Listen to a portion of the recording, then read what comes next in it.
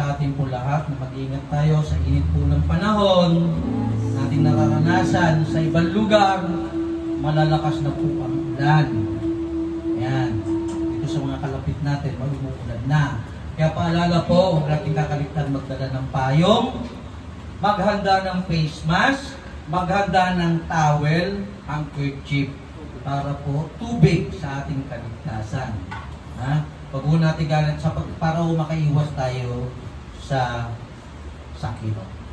Amen po? Sige po, taas po natin ang dalawang kamay at tanggapin natin ang biyaya pagpapala mula sa trono ng ating Panginoon. Mula sa Panginoong Diyos sa langit, aming Ama na dakila sa lahat, igawad mo sa amin ang iyong kapayapaan, pag-iingat, Panginoon, at pag-ibig. Sa ngalan ng Diyos Ama, Anak, at Espiritu Santo. Amen.